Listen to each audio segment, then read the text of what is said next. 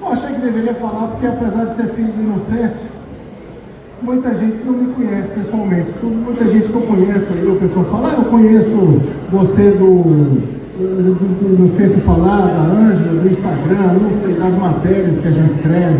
Então, eu sou o Pablo, eu sou da geração 78, eu diria, porque vocês são da geração 68, mas esse é o ano que eu nasci, como você falou, na clandestinidade. O Marcelo nasceu mais ainda dentro da clandestinidade em que eles viviam lá no Rio de Janeiro.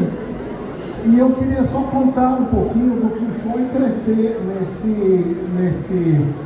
numa casa politizada, na nossa política, porque eu acho que não é simplesmente, eu não estou aqui, não vou falar brevemente sobre o que significa a política, tem gente aqui que fala sobre esse assunto há muito mais tempo do que eu existo, né? Então eu não vou me meter a falar desse aspecto. Mas eu acho que a nossa política que a gente cresceu absorvendo de toda essa experiência do que é crescer na casa do Inocêncio da Ângela, né? Então eu vejo a política como duas possibilidades aqui. Uma é um meio de você atingir um objetivo político. Acho que tem muita gente que faz política com essa política profissional, com esse objetivo. Existe a política como ética de como o cidadão se manifesta na sociedade. A primeira, né, aquela política que você é um meio para atingir uma sociedade mais justa, que é um conceito fundamental na nossa casa, ela se aprende à medida que a gente amadurece, mas a primeira se aprende de berço, a política como ética. E eu queria falar disso aqui, eu queria falar como, quando a gente estava crescendo, era menininho, a gente já tinha essa noção de que existia uma ética que favorecia o bem coletivo, favorecia uma sociedade mais justa, né? A gente sabia algumas coisas que dentro do alcance da compreensão das crianças, né? A gente sabia, por exemplo, do dia que a ditadura roubou o quebra-nozes lá de casa, né? Que a Ângela soube que o pessoal do regime militar veio fazer uma busca na nossa casa e ela saiu. O pessoal que entrou levou o disco do Quebra-Nozes, achando que era do Tchaikovsky, né? Que era um comunista.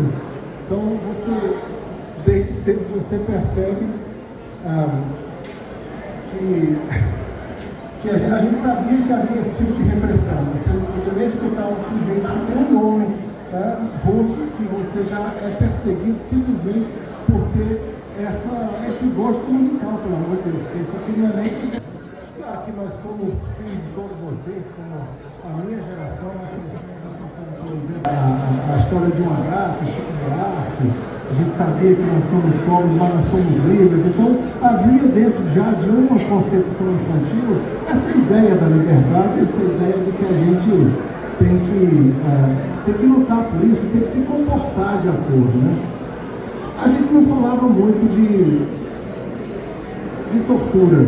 Havia ali um vocabulário da família, um vocabulário que era político, mas a gente não falava muito, até porque, acho que o Marcelo já descobriu, inclusive, que indo nas suas viagens a Brasília, ao Arquivo Nacional, até onde foi a perseguição política, o monitoramento político, né?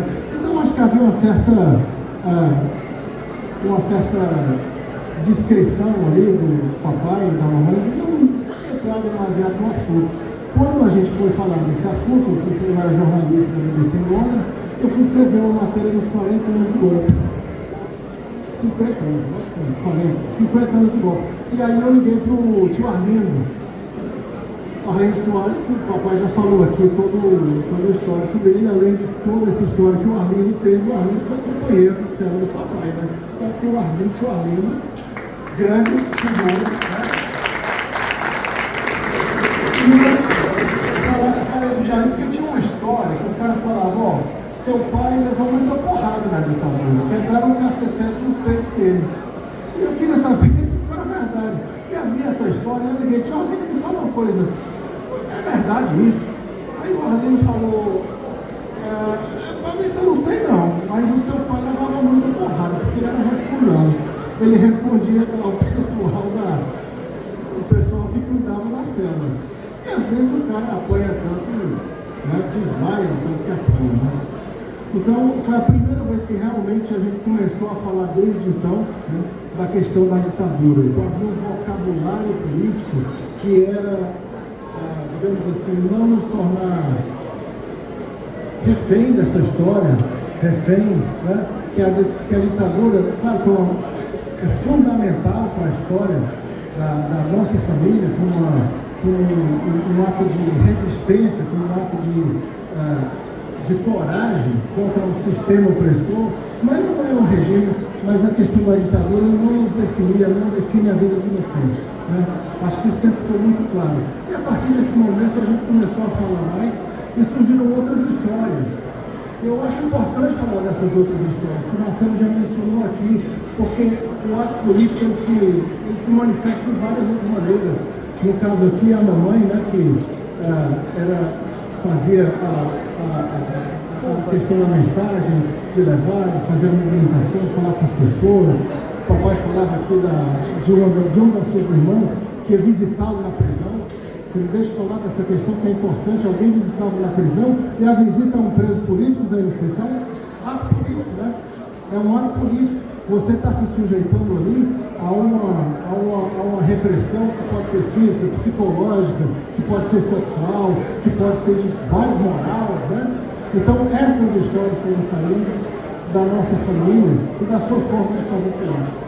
Eu só queria mencionar um pouco. Hoje, eu acho que nós temos uma forma mais direta, aquela primeira forma de fazer política, como meio de atingir a justiça social, que eu acho que o Marcelo faz mais diretamente. Muita gente, nós estamos muito bem representados por todas as pessoas que fazem aqui diretamente, né? E a reflexão, que eu acho que é o principal que a gente pode trazer. Eu não posso deixar de mencionar aqui, né, sendo pai de uma filha que está crescendo lá na Inglaterra. A Olivia está fazendo 11 anos e de repente, hoje, fazendo 11 anos hoje. Ela está linda. E essa ética que a gente cresceu, né, ela continua na nossa família. Então, eu queria agradecer pela ética que vocês dois criaram na nossa família. É uma ética que vai mais além do fazer política de uma maneira direta, é uma maneira de se comportar dentro da sociedade. E agradecer essa ocasião especial de tanta gente aqui, que é uma maravilha andar e ver e falar com as pessoas, mas principalmente uma grande homenagem aqui ao papai. Muito obrigado.